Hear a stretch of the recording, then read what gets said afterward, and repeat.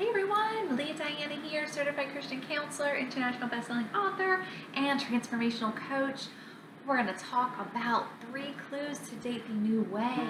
So what do I mean by that? Dating the new way is picking a man that is equally yoked.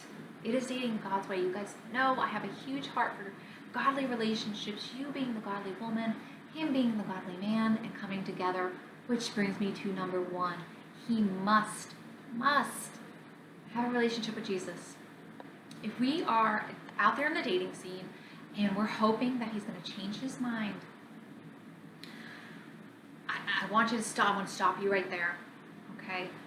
This is a heart thing. This is something only Jesus, through God, could do. We cannot change somebody's mind. I have to bring that up because it's something that I know when we get into relationship after relationship, we're hopes that he'll change his mind about this or hopes he'll change his mind about that. But a man that is equally yoked will put God first, just like you're putting him first. This is vital if we want this relationship. What brings me to number 2. And this could be harsh, I know, but it's waiting on the Lord's timing on this. I know. I waited till I was 37, ladies, till I married somebody. And I have to say that I prayed in this area for a long time. And I want you to be prayerful because waiting on the Lord's timing is a beautiful thing. However, we do need to be vulnerable. We have to put ourselves out there, right? We can't he's not just going to fall in our lap. Which I have to say that I hear a lot of my clients say, I'm just going to wait for him to come to me. And okay, I'm glad you're in that place. And if you did your healing, great. But the man is not going to fall in our lap. We have to be out there. We have to be out there and at least trying. But we are told to guard our heart with that. So there has to be boundaries there. And I hope that resonates with you because I know sometimes waiting on the Lord's timing is harsh. And I want to bring up this, that when I first decided to reach out to my husband, because I was the first one, I reached out to him, but it was that he had to pursue me. He had to court me, which I talk about in my other video, Dating the Old Way. So go ahead and check that out. But if I would have never put myself out there, I would have never found my godly man. That's what I mean about putting yourselves out there, but we have to have discernment in those areas. Okay, so we dated long distance, and I was very upfront about I am looking for my husband. Okay, if this makes a guy run, let him run. Okay, if he's not if he's not on the same level as you, looking for the same things, he's not looking for an equally yoked partner, he's not looking for his wife, then let him walk. Okay, you guys have to be wanting the same things. There has to be God involved in it. And I prayed about this for a long time. But not only did I pray, he was praying about it. We were praying if this was the Lord's will for us to marry.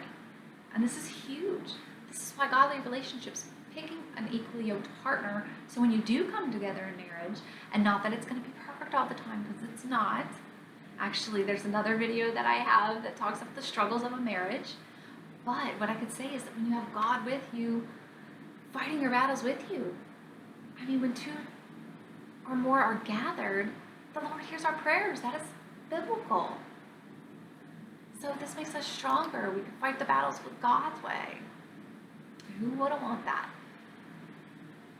So be prayerful in this area and know that the Lord's timing is there for our protection, that it is there, and I can't just express that enough. So it brings me to number 3, picking a man that has characteristics that are godly character. Okay, so characteristics of a godly man is integrity, it's his actions and words are lining up, it's how he's treating people. That's what I mean by integrity and characteristics. I do not mean this, ladies.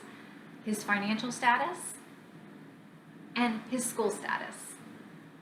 I want to express about the checklist here, okay? I was guilty of this too, to a certain degree. I think some women have certain standards that you could be passing up your godly man because he doesn't have a college degree. A college degree should not be the way we're picking our man. Taking care of your bills is not the way we should be picking a man. Although he should have a job, and he should want to provide, because being a provider is part of playing the man's role. But does he have to be so rich? I mean, really, is that a characteristics of a godly man? Characteristics of a godly man is a heart thing. It is Jesus in him. He is looking, he's praying, he is in his Bible. These are all things that a godly man does. So I get all fired up about this. Anyway, I want to know what you think. Go ahead and subscribe, like, comment. I am praying for you, ladies. I know that it is tough out there, but until we do the healing, until we know how to look for that godly man, we're going to be kind of going in that vicious cycle. So if you have any comments, go ahead and like my video. I'm here for you. Thank you so much, and many blessings.